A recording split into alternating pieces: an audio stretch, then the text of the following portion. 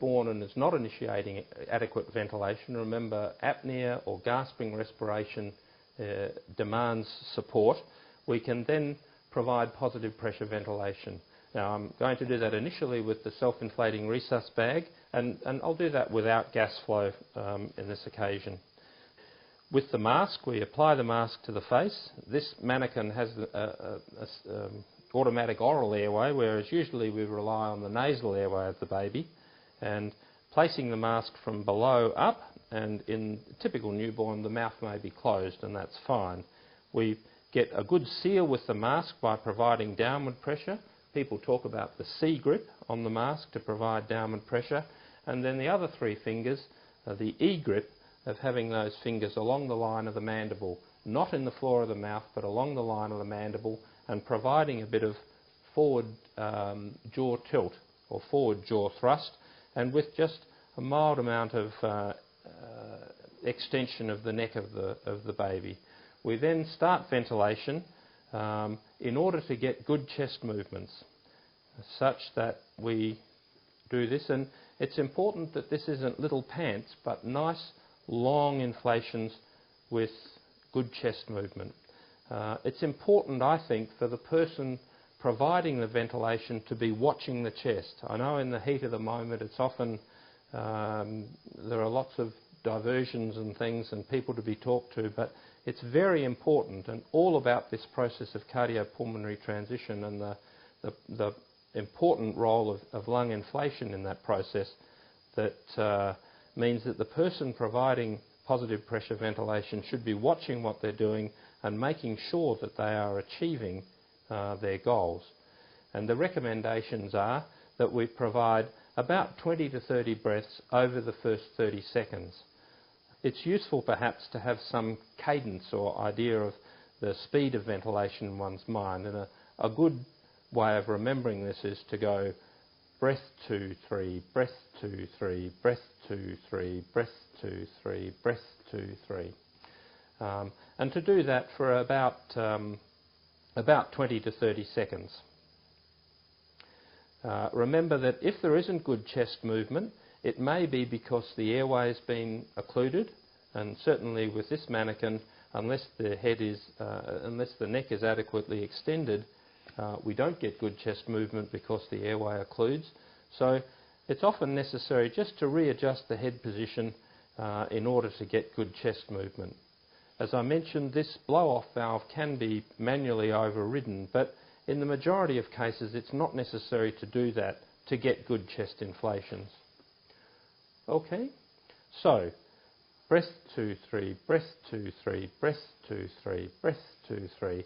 We do that for about 20 to 30 good inflations of the lungs, remembering, and I emphasise it again, what we're trying to do here is establish a gas interface at the alveolus and achieve tidal ventilation, and also to initiate some pulmonary vasodilatation and pulmonary blood flow, such that we're helping the baby going from being an organism, if you like, that's dependent on the placental blood flow for gas exchange, to an organism like you and I, who's dependent on gas exchange through the pulmonary circuit. I'll now ventilate this baby with the near-puff system. Remember, this requires gas flow, and I'll set that up at about 8 to 10 centimetres. Hopefully, prior to the resuscitation, this has been set at the right pressures, but that's easy to check. And then it's the same basic procedure as we did with the self-inflating resuscitation bag.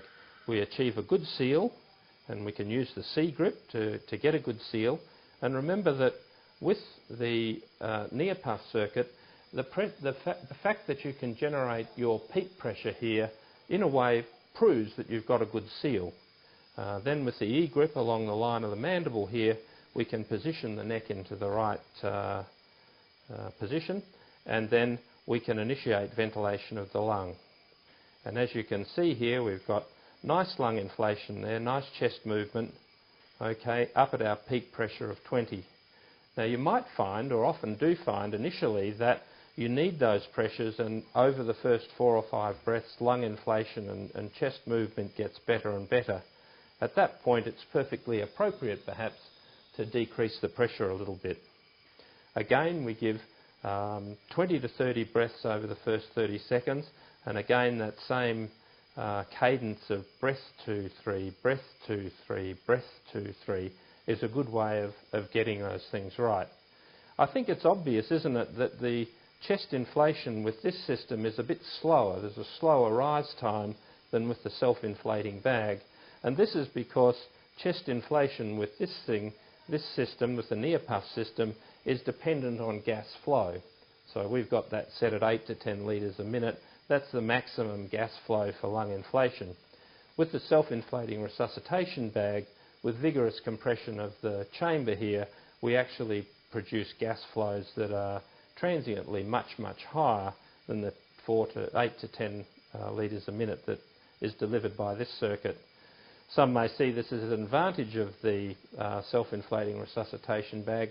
On the other hand, it does make the point that transient pressure peaks and flow peaks are a feature of the bag and may not be the optimal way of ventilating the newborn lung.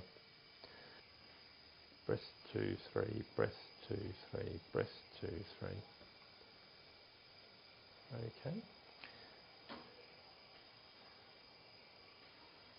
So here we are at about 30 seconds on the clock here.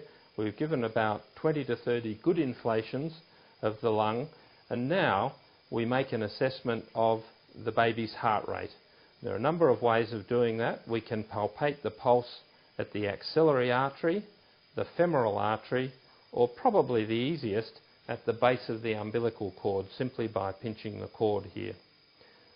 Palpation of the pulse gives us not just the heart rate, but also, especially at the lung base, gives us an idea of the volume of the cardiac impulse. Okay. Now, the algorithm for resuscitation is based on the heart rate of less than or greater than 60 beats per minute. For heart rates above 60 beats per minute, and the best way to count for that is simply to count the heart rate for 6 seconds by the clock and then multiply by 10. So with palpation of the pulse and counting, if we get less than 1 beat per second, then the heart rate's obvious less than 60, and a beat of greater than 1 per second means that the heart rate's above 60. For a heart rate greater than 60, the recommendations are to keep ventilating. Keep ventilating for another 30 to 60 seconds and then to assess for the heart rate again. And to continue that until the heart rate's above 100, and more importantly, until the baby initiates good spontaneous ventilation. Now, in this regard, one of the traps is to mistake the initiation of gasping for effective ventilation. And once the baby starts gasping, that's reassuring that the baby is recovering, but we still should provide positive pressure ventilation until the baby is breathing vigorously by his or herself. So we continue ventilation through the phase of gasping and until the baby develops tone and starts to breathe spontaneously and vigorously. If the heart rate is less than 60 after that first 30 seconds of effective ventilation, then the recommendations are to initiate chest compressions, initiate cardiac compressions. This can be done in 2 ways and should always be done with ongoing ventilation.